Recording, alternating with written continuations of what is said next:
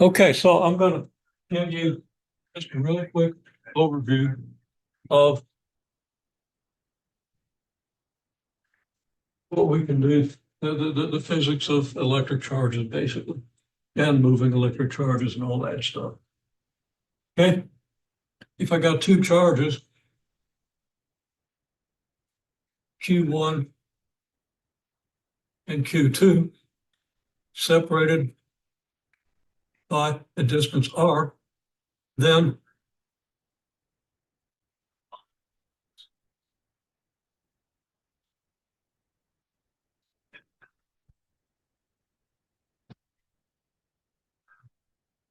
the force exerted on Q1 by Q2 is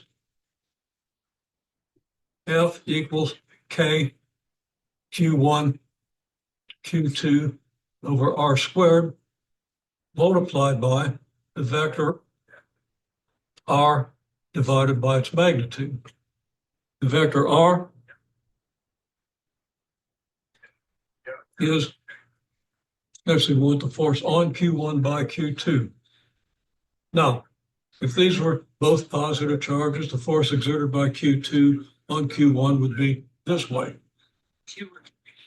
So we're going to say the r vector goes from the charge that's producing the field that repels the other one, or the source of the force. So there it is. It's a vector quantity. It has the direction of the r vector. If the charges are oppositely, if we have oppositely charged particles here, then Q1, Q2 is going to be negative because one of them is going to be positive, one's going to be negative. If they're like charges, then you have either two positives or two negatives and you get a positive, right? So you get a positive or negative multiple of r. If the unlike charges is going to be in this direction, force, like charges, force is going to be in this direction. Okay, so now,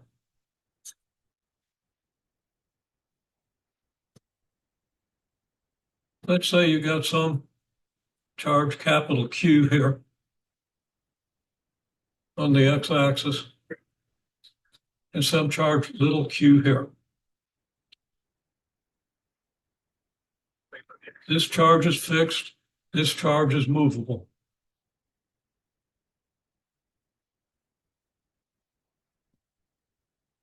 We move it from position x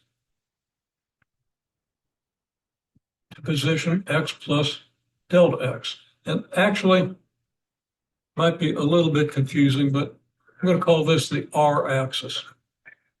So we're going to move from distance r to r plus delta r. For r is any line that passes through the two, or the r axis is any axis that passes through the fixed charge and the movable charge. Now we're going to assume the movable charge moves along this line. Okay, so the work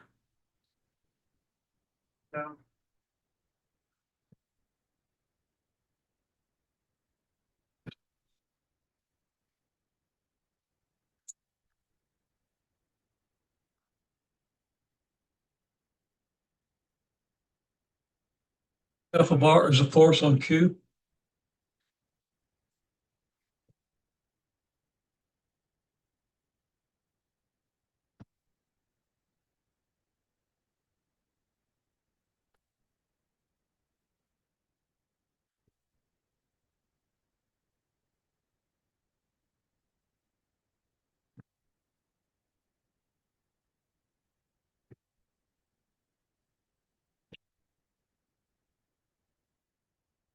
The approximate work done from r to r plus delta r is F of r asterisk, r star, delta r.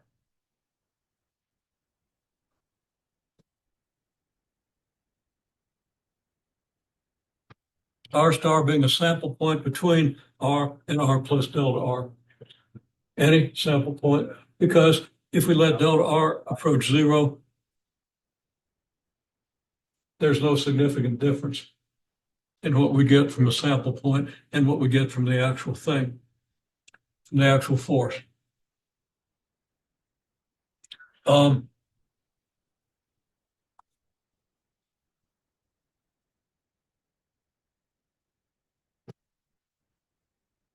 Work from R1 to R2 is the integral. F of R dr from R1 to R2. It's written pretty badly, but it's clearly going to be the integral from R1 to R2. So if I got R1 here,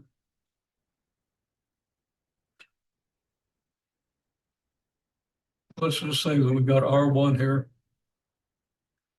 and R2 here. So the work from here to here is going to be the sum over intervals like this, which approaches the integral, and you should understand how that works. And you should kind of review how these integrals are developed in second semester calculus. Okay. Now that has units of work.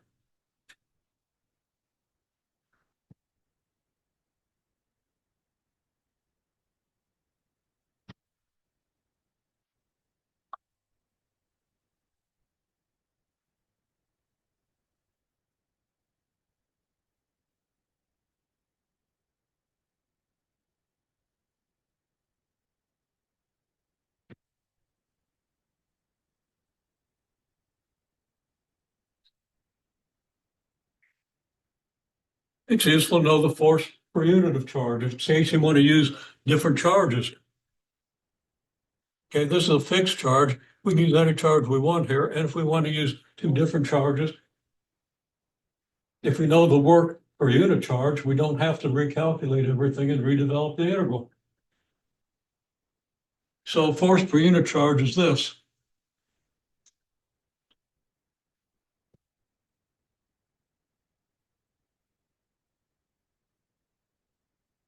That's the electric field.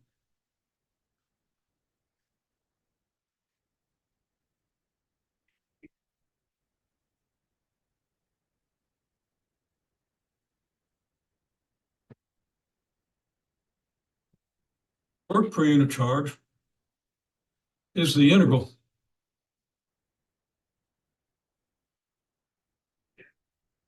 of F of R dr over Q, which of course just equals the integral of E dr.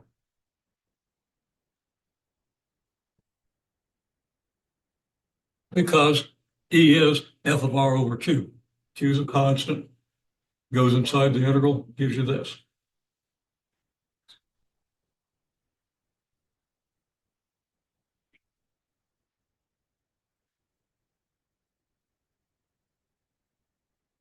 This is delta V.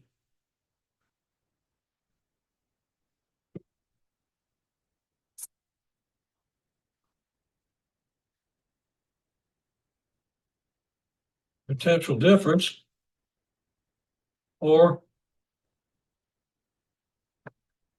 voltage. That's what voltage is.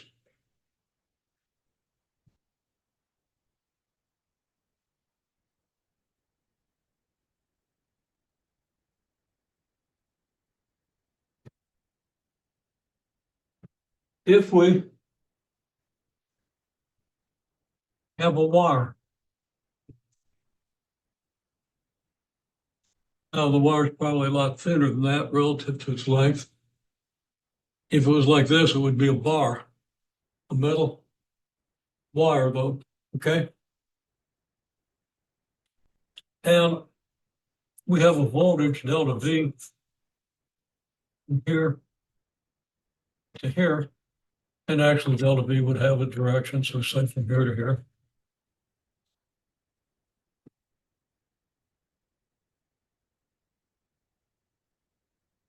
Down inside the wire, we have little free electrons.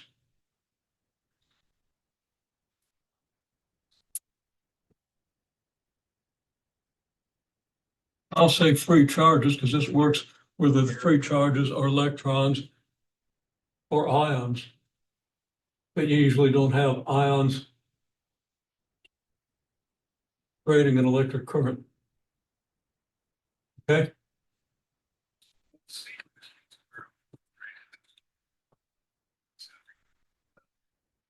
If the length of this thing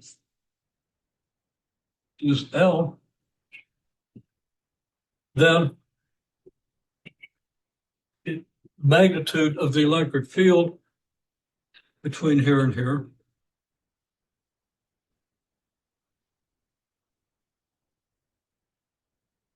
is delta V over L. So for example,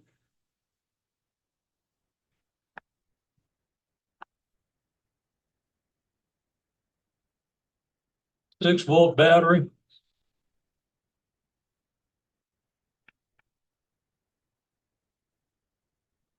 length 10 meters,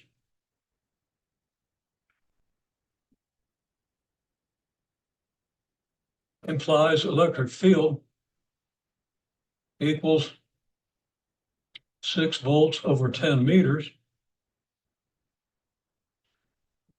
equals 0.6 volts per meter equals 0.6 newtons per coulomb. And now I've used the word coulomb. Coulomb is your unit of charge.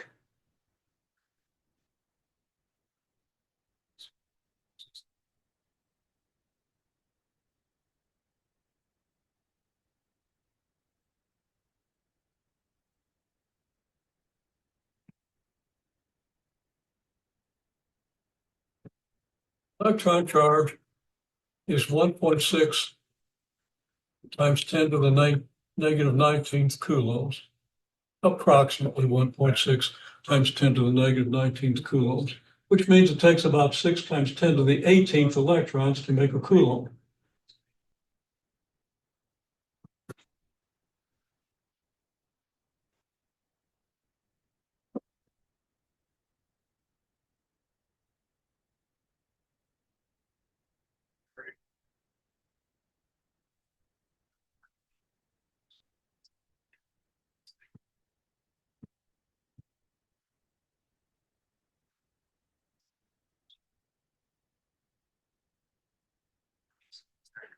Six 6.023 is a number I remember from long ago, but that's been revised, but it's still pretty close.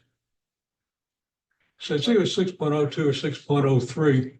I think it's changed over the last 60 years since I learned it first. That's Avogadro's number.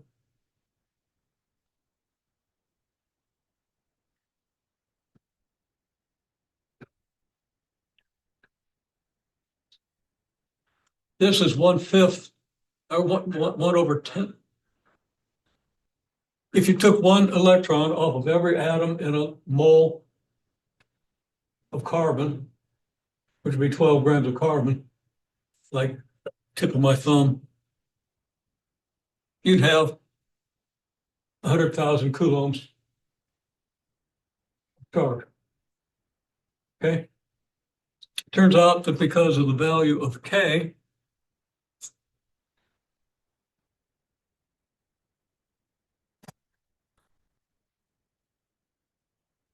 which is 9 times 10 to the 9th Newton meter squared per coulomb squared,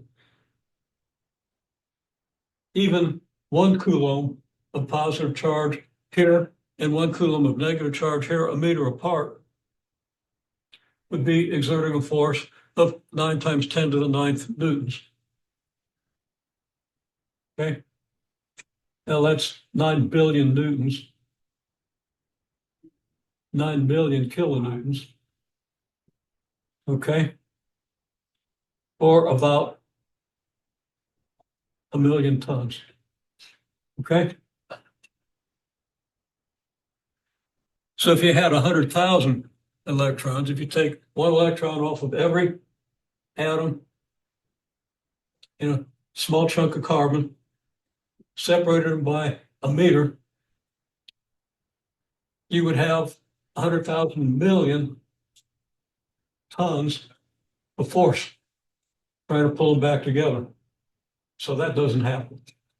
Okay, they'd get some lightning, you know, they'd rejoin. You'd probably get killed. Certainly if you were within a kilometer. Maybe not in a kilometer. Okay, so anyhow, that's a synopsis of a whole lot of stuff. One other comment, this electric field, if it's a uniform wire, is uniform. So every charge experiences this much force, this many newtons per coulomb, which is enough to charge to accelerate the thing. If it wasn't for relativity, accelerate at the speed of light in a microsecond. Now, I'm doing that off the top of my head, but it's an easy calculation. Okay. So take that as a quick introduction and overview, and I'll give you an introductory problem assignment. And maybe you want to start reading a little bit on electricity and magnetism.